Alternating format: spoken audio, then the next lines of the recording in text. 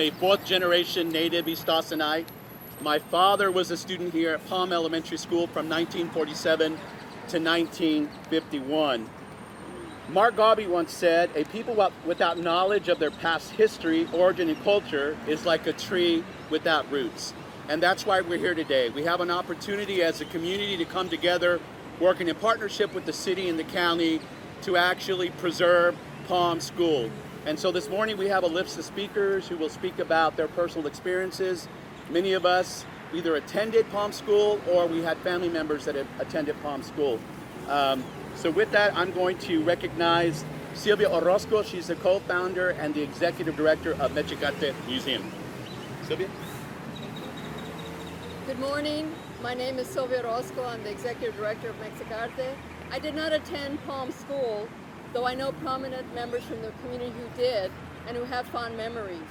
I did participate in programs across the street at Juarez Lincoln, home of the League of United Chicano Artists. Together with other fellow women artists of MAS, Mujeres Artistas del Suroeste, we organized the first International Chicano Art Conference in 1978. Unfortunately, that building across the street was destroyed, but the dreams of the Mexican American continued through the efforts of artists and community members and developed cultural institutions. In 1984, Mexicarte Museum was founded. Over 10 years ago, the Mexican American Cultural Center was opened. In 2011, Travis County and the City of Austin passed a resolution to recognize the Mexican American corridor that recognizes the contributions of the Mexican Americans in downtown Austin. Where we are standing today is part of history. It was once a school, the heart of the Mexican American community.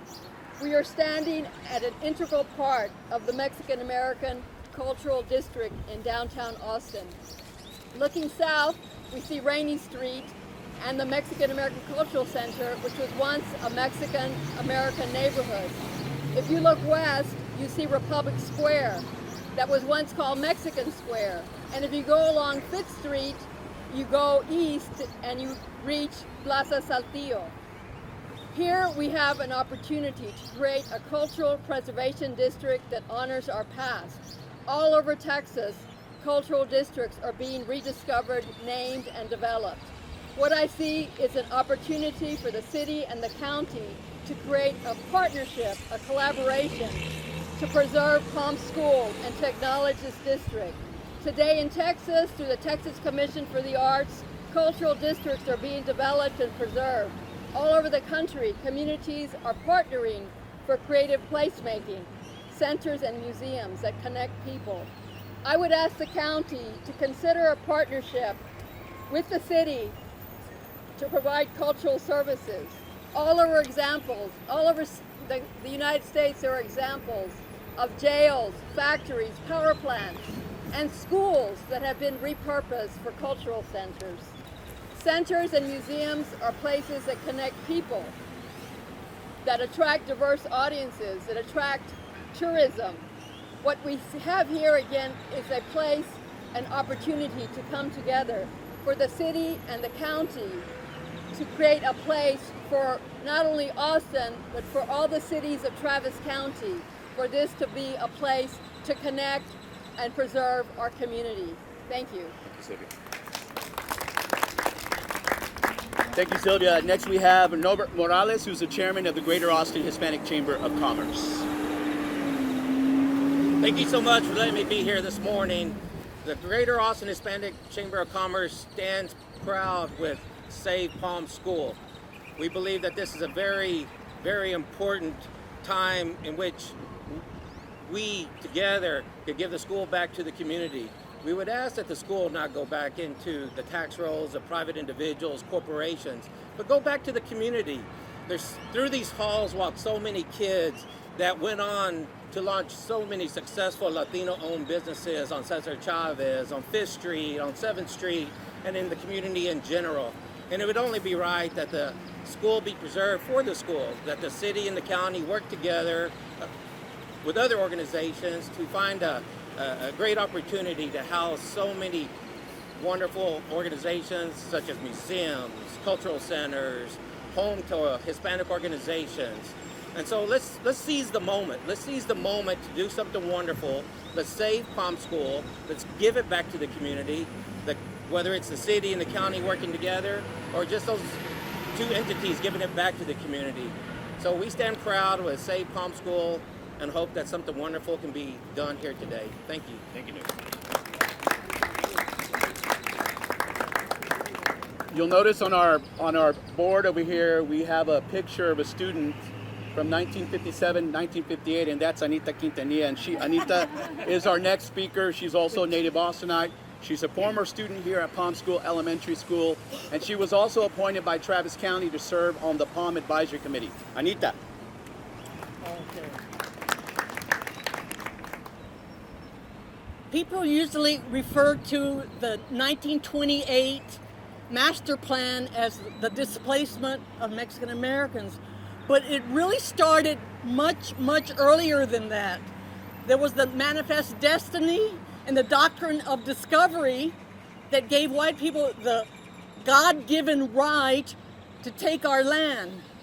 And then in Texas, the Texas Rangers, they violently chased out the Native Americans out of Texas and away from their sacred springs here in Austin.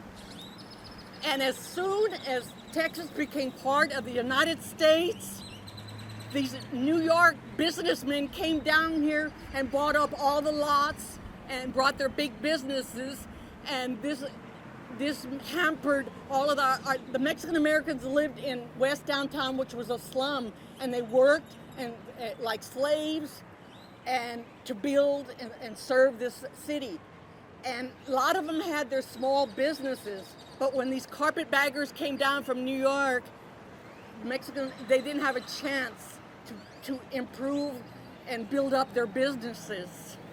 And so now we know about East Austin, the move to East Austin. Because of the racist city policies, Mexican Americans and blacks couldn't get bank loans so that they can improve their houses, buy more property, start businesses. And if they had, then all of East Austin would be full of Mexican Americans and African Americans with their businesses and nice homes. So you can imagine what's still a manifest destiny to us.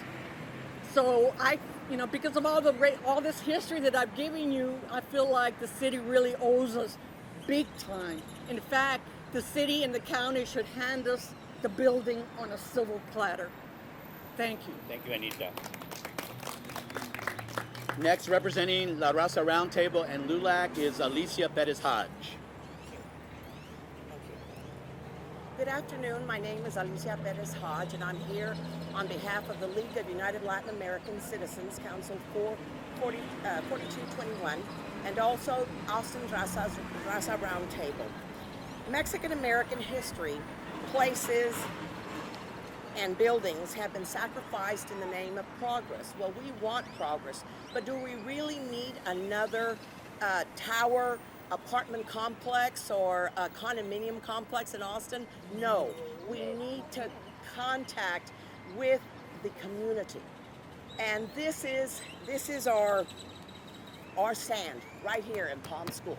And we're not moving, and we don't want it sold for another condominium complex. We want it kept for the people of Austin and for the people of East Austin and the Mexican Americans that have given so much to this city, and a tribute to our history, to our people, and to our progress.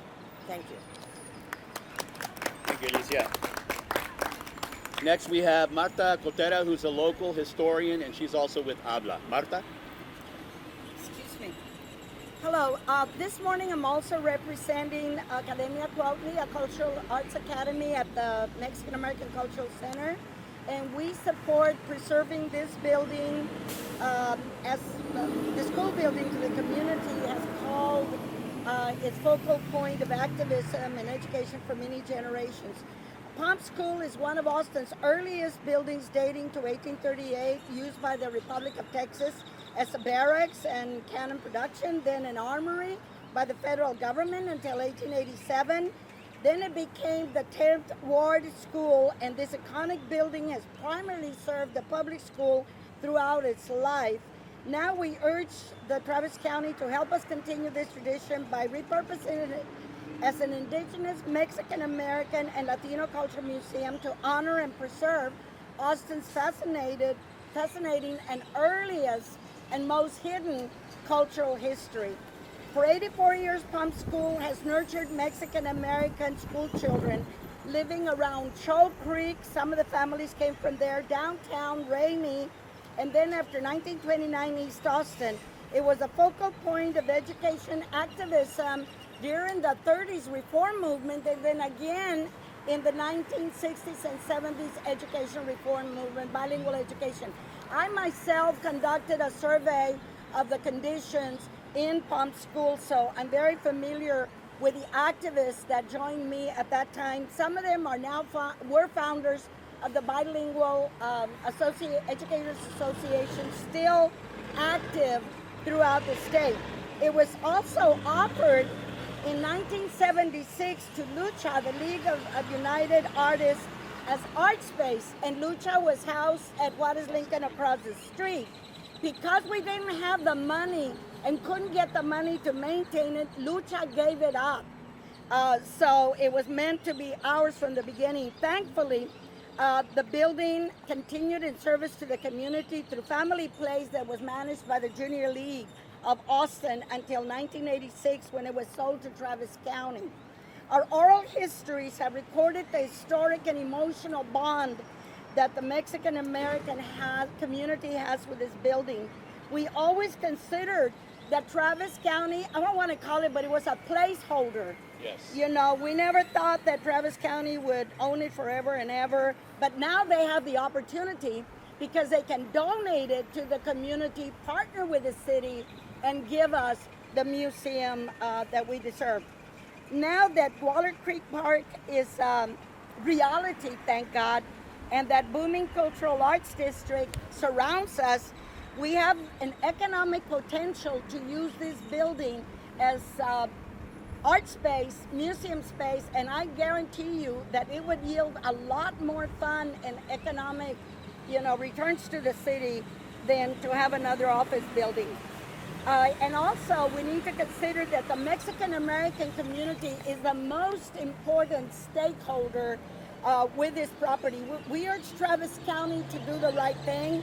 We urge Travis County to donate this building and to partner with the city to provide us the space that the Mexican American community needs, and that we need to honor the founding and the original, inhabitants of this community, the Tonkawa, the Comanches, the Apaches that were driven away from the land at gunpoint. Fortunately, some of them intermarried with our people, so they managed to hide out, and they are still with us. So I urge you to support us, to bring back, Austin's wonderful, hidden, and very, to me, fascinating history. Thank you, Marta. Thank you. And our next speaker is Liliana Bervidio.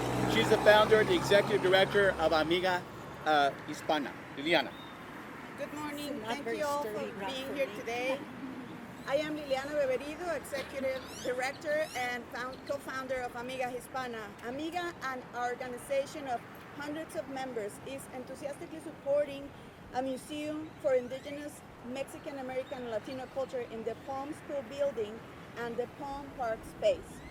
This building and park are a precious cultural space serving generations of Mexican American families from downtown Austin, East Austin, and Rainy Street.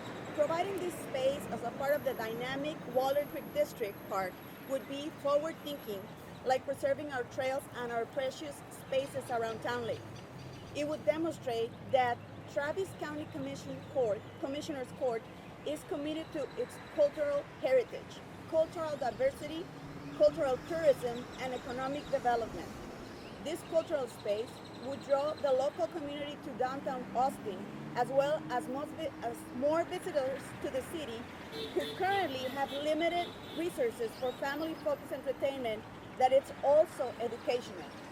This museum would attract partnerships with the University of Texas, which has precious resources on indigenous Mexican American and Latino communities, which are not accessible right now to the public. Truly, this museum would draw worldwide attention if programmed correctly and professionally. The possibilities are breathtaking, as few cities in the nation have the resources to showcase our fascinating history. Our organization is respectfully recommending that Travis County Commissioner Court consider partnering with the City of Austin. We recommend donating Palm School building to this effort and further becoming funding partners with the city.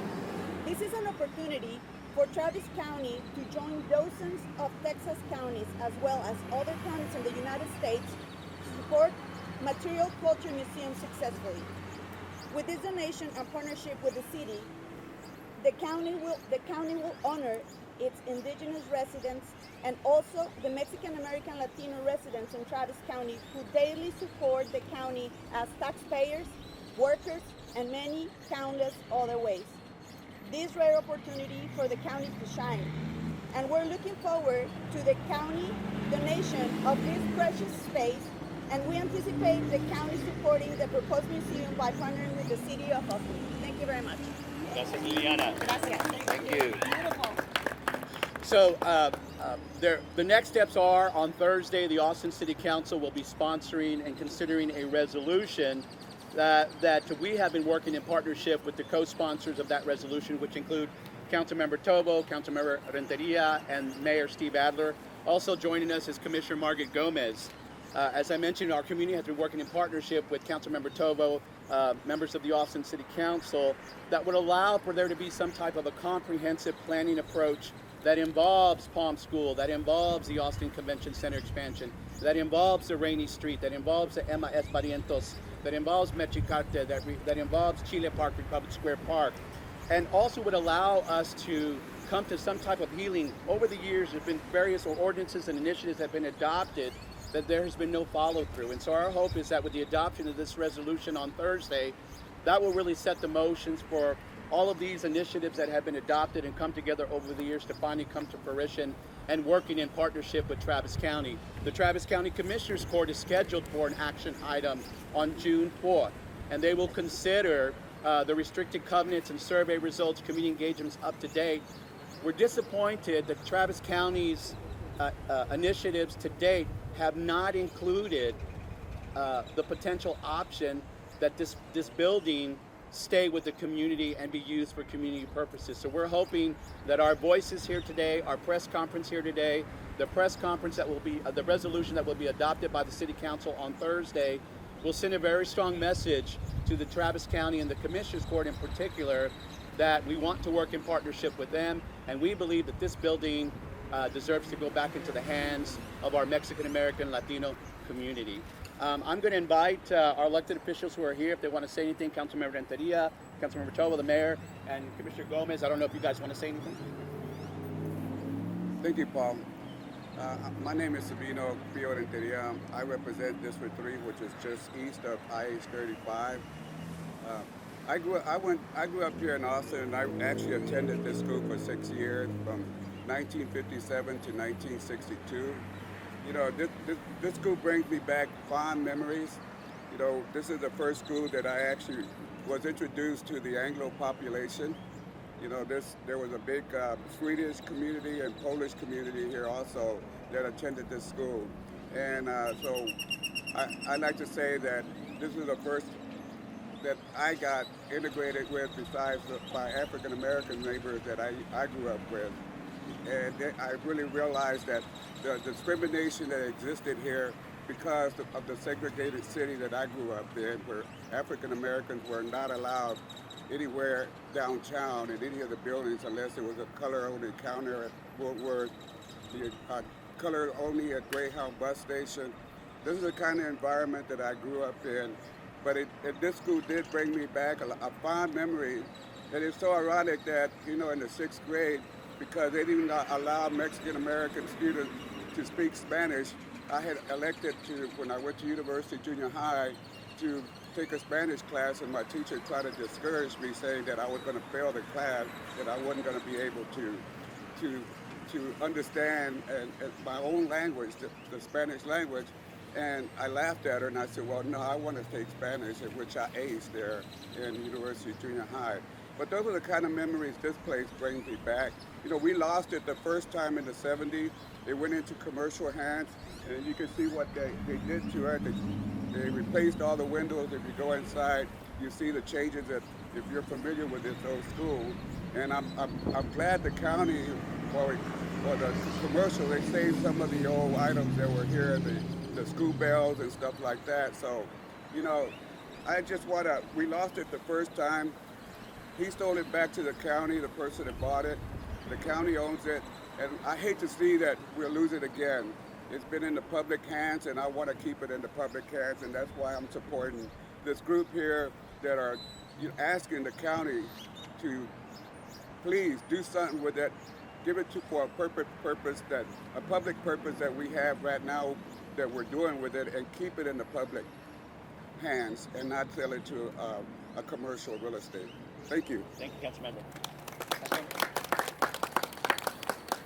I'm Councilmember Kathy Tovo, and I have the privilege of representing this City Council district, including Palm School. And I really just, Paul, I think, did a great job of explaining how this is really the centerpiece of the resolution that the council will be considering this Thursday, that I brought forward with Councilmember Renteria and with the co-sponsorship of the mayor and several other colleagues. You know, the city stands ready to collaborate with Travis County on making sure that this building stays in the public realm.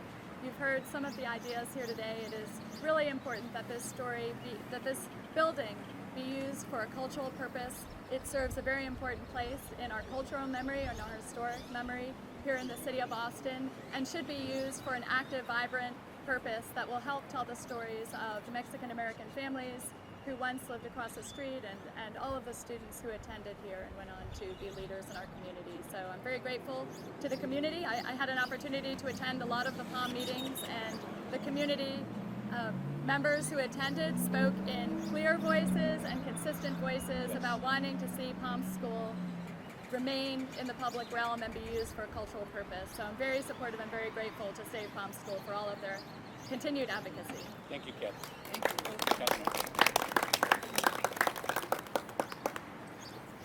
Paul, thank you. I want to thank everybody else that is standing up to preserve the Palm School in the public domain. I want to thank Councilmember Tovo and Councilmember Renteria for the resolution this week that talks about planning this entire area, with this being the center of that planning effort.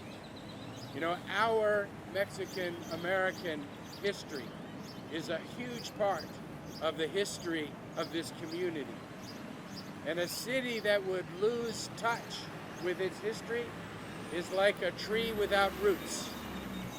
We have to preserve this place in the public domain. I appreciate that the county is deliberately taking a look at this issue, and I want to join with Councilmember Tovo in saying that the city is ready to step forward to collaborate with Travis County. But I'd point out where we are at this intersection with what we already know is happening in this part of Southeast Austin. Because directly to the north of us on the other side of the school is Waller Creek. This community is making a several $100 million investment in a linear park that will bring thousands of people to this location every day. I am excited at the prospect that there will be unimpeded movement back and forth between that linear park with thousands of people to activate this school, and people coming to this school as a museum or a cultural center or whatever it is that the public and the community want to put it to, that everyone who comes here then helps activate Waller Creek Park. So for that reason, I hope that in our conversations, we're talking about keeping in the public domain not only the building, but the entire ground, so that it can be incorporated and protected forever, just the way that we protect the parkland in Waller Creek.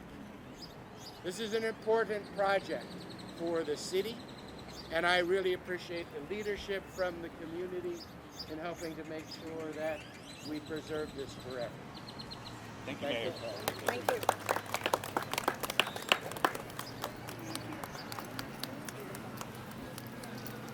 I'm Margaret Gomez with Travis County, and I can only speak for myself. We don't speak for each other on the Commissioner's Court.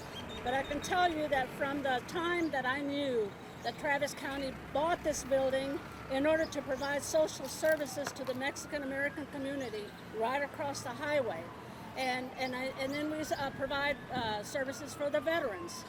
And that was the purpose, to bring those services that the county provides its citizens closer to the people. So when we started talking or started hearing that there were plans to sell in order to pay for another building, you know, it just kind of sounded that that wasn't the proper thing to do. This building has served the Mexican American community for years and years and years, starting with young children. And then the teachers who were also teaching here, then later got schools named after them because they had done so well here. And so sometimes we want to just label properties as underutilized properties. And we don't know, we're so quick to throw out the history. We'll let the fire truck go.